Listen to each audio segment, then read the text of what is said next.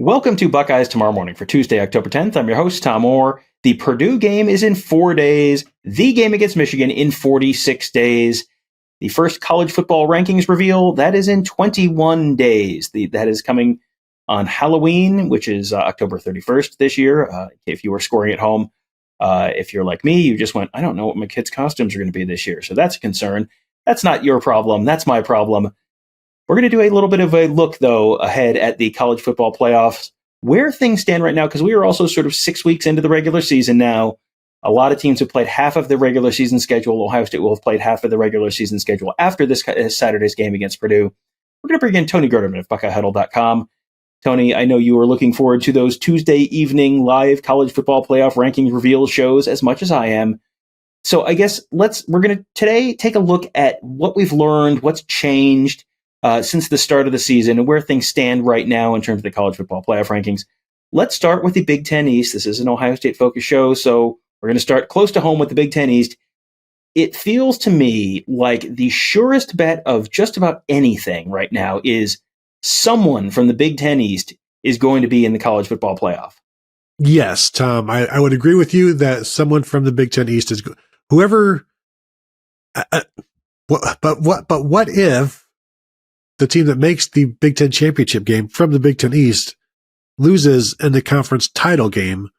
Well, what does that do to their chances? Does that move them behind somebody else in the Big Ten East? I guess would that move them behind the team that beat them if some team did beat them?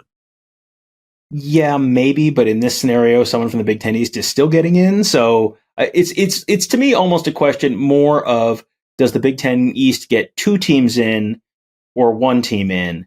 Because the scenario where the Big Ten East gets no one in seems really far-fetched, because you're going to have teams with, if Michigan wins out, they've got wins against Penn State and Ohio State. So, and they're 12-0, so okay, they get in.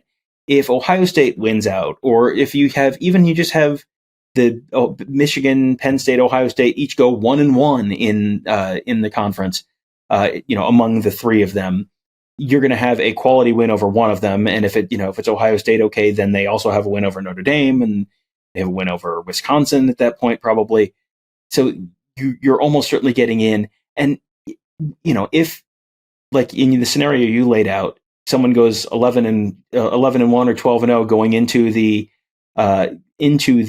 Big Ten championship game, if you're 12-0 and you have wins over Penn State and Michigan and Notre Dame, say, if you're Ohio State, even a loss there, you're probably getting in. That's probably just a seeding game for you at that point. And if everyone's 11-1 coming out of the regular season, one of those other teams is getting in.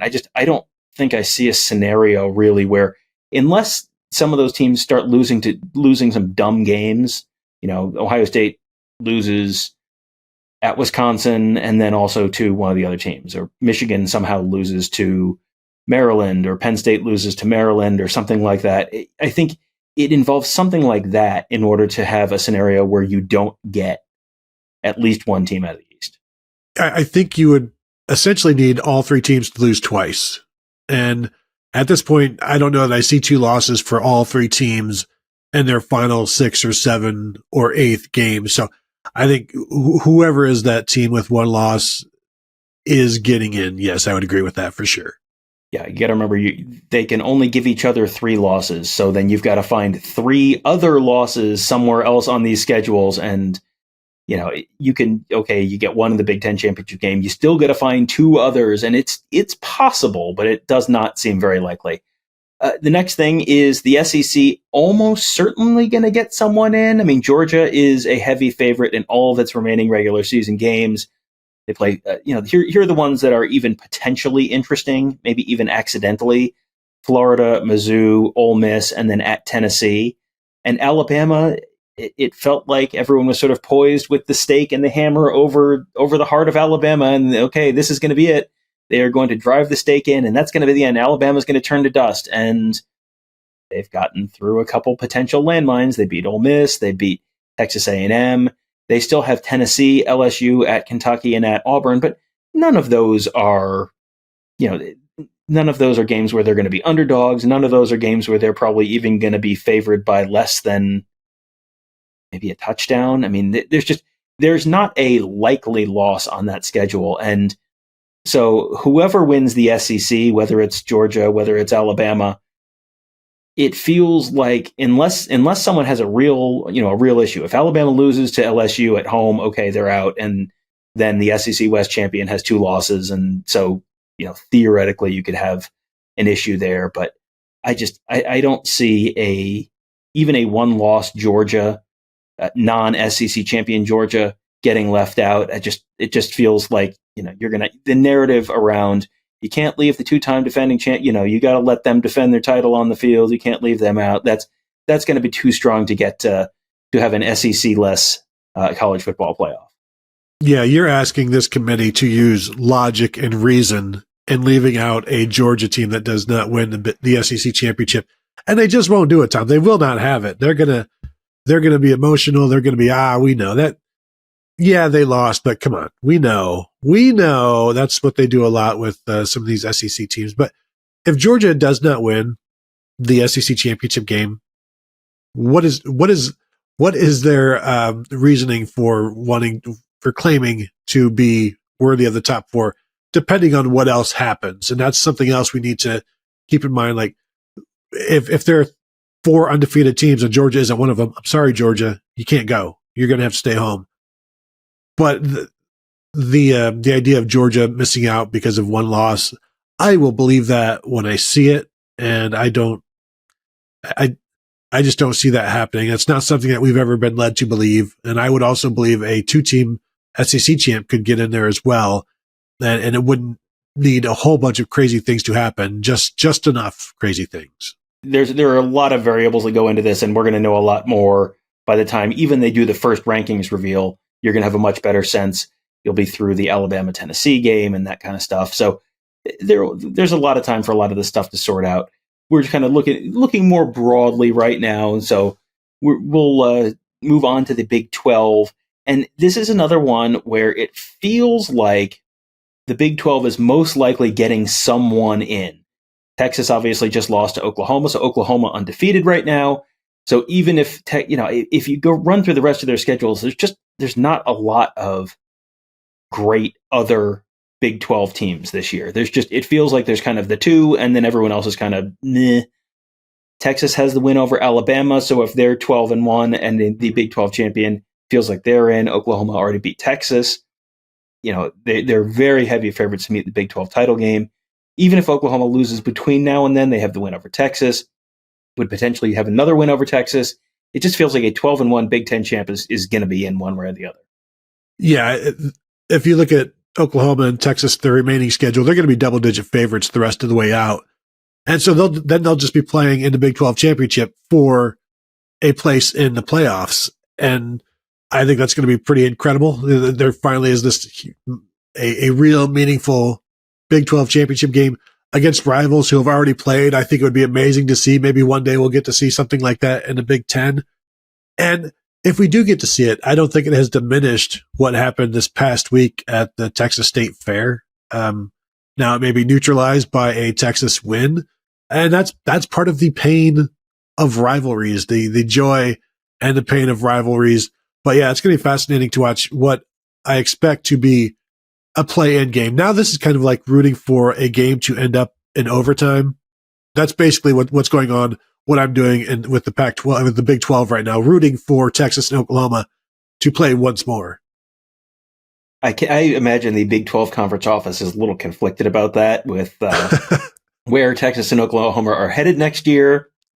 And the fact that, I'm sure they want to get a team in, but boy, what if it was someone else? But it just feels like the everyone else there is not really an option. ACC wise, I think everyone went into the season saying it's going to be one of 2 teams, and they were absolutely correct. And the 2 teams everyone expected before the season, Tony, Florida State and North Carolina, almost certainly one of those teams. If they go unbeaten, they're in. Florida State, they have that win over LSU. They still have Duke, Miami, at Florida, and then the ACC title game. if they drop one along the way, but they're still, a 12-1 conference champ, they're probably still in to me. They've been a little up and down, but you have the win over LSU. They've been pretty good. And if you beat Duke and, Duke and Florida and North Carolina in the ACC title game, and you lose at Miami or something at home against Miami, I think you could probably still talk your way in there. North Carolina probably has to run the table. They still have Miami, Duke at Clemson in the ACC title game. But if they run the table, it feels like there's probably a better than 50-50 chance the ACC gets someone in this year too. Yeah, I would agree with that. The crazy thing that for me is in the ACC, you have Louisville, Florida State, and North Carolina all undefeated, and none of those three play each other. Somebody could end up undefeated and left out of the ACC championship game, which how does... That's crazy. I didn't even notice that. Oh man, that is wild. Talk about a dream scenario where you're just, at that point, do you even want to be in? You don't even want to be in the ACC championship game. No, we'll sit. Not it. We're going to sit, and then you're in. Like, you don't have to play Florida State, or like Louisville doesn't want to be in the ACC championship game if they're 12-0. Like, just go ahead, Florida State. Go ahead, North Carolina. You guys settle it. We'll just stay back here, and we'll go ahead and get our playoff bid. Or is Louisville, even with the win over Notre Dame, which is getting worse and worse by the day, as we don't have to tell Ohio State fans that, for Louisville, do you need that 13th data point? Well, they wrap up. They've got the Notre Dame win already in the book. They have Duke at home on October 28th.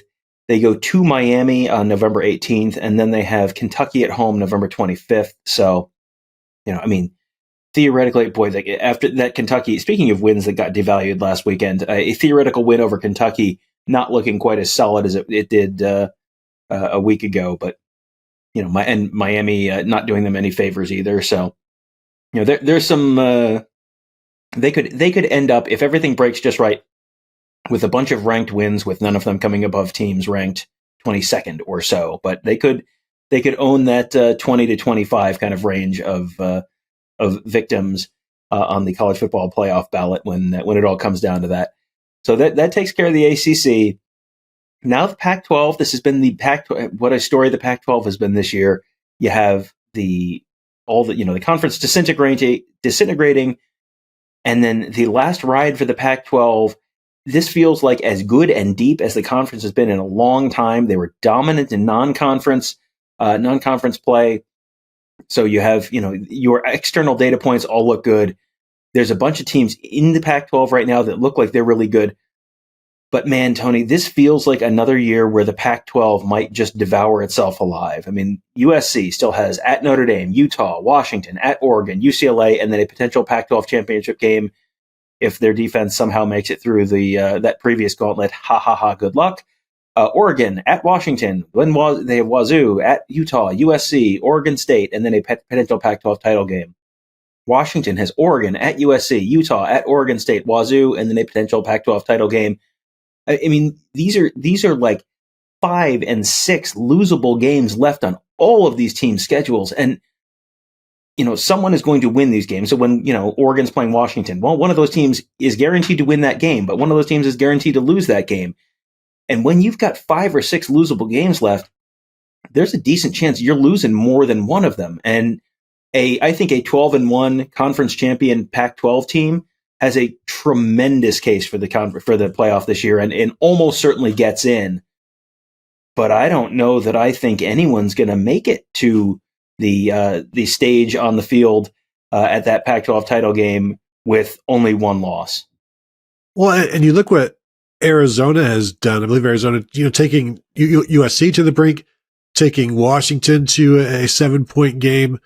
Like the gap between the best teams and teams that are scrapping for bowl games, like, it's still going to be difficult. And then in the middle there, you've got UCLA, Washington State, like Oregon State, like good teams that if you go there, you have a very good chance to lose. And USC and Oregon and Washington all play each other. It's very much like the Big Ten East.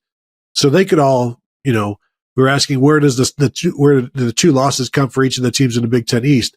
It's a much easier map of 2 losses for each of USC, Oregon, and Washington when you look at who else they have to play, because you're going to have to play extremely well in more than in half of your games. And then, can Colorado get somebody, like they play UCLA, and not that UCLA's in it, but they're even the one-loss teams are going to pick up a second loss here. And it's just going to be train wreck after train wreck in terms of the carnage that they're doing to each other. But if anybody comes out of there with one loss, I mean, you can't deny them. And this is the best conference in college football this year. I think it's the deepest top, I'd say top to bottom, because as I just talked about with Arizona, they're giving people trouble. Yeah, the absolute bottom of the conference is every bit as bad as, the bottom of the Big Ten or the bottom of the SEC or the bottom of the ACC. But yeah, from 1 to 8 or so, I think there is a very good chance that this is the best conference in the country when all is said and done this year. And then everyone goes their separate ways. What a bizarre way for the Pac-12 to leave the college football stage. So I hope you guys enjoyed that. We try not to overly focus on the college football playoff just because there's so much other interesting stuff to talk about. And it's, I don't know, not great to focus solely on the playoff. As there's just enjoy the whole sport. Don't just focus on things through the lens of the playoff, because that ends up just with 3 games right now, and a lot of times those games are not that entertaining. And so enjoy the entirety of the sport. But with us being sort of at the halfway point of the season, figured like it seemed like a good chance to just sort of check in, see where everything is. So hope you guys enjoyed that. We'll be back with coverage of the Buckeyes and their upcoming game against Purdue coming up on tomorrow's show. We'll be talking to Ryan Day and Jim Knowles on Tuesday, and then talking to some of the Buckeye players on Wednesday. Have our usual assortment of shows for you coming up on at BuckeyeHuddle.com, and of course at YouTube.com/BuckeyeHuddle, and your podcast platform of choice. Just search Buckeye Huddle wherever you are, and you can find us there. That will do it for today. Thank you guys all for joining us. Have a great day. We'll talk to you tomorrow.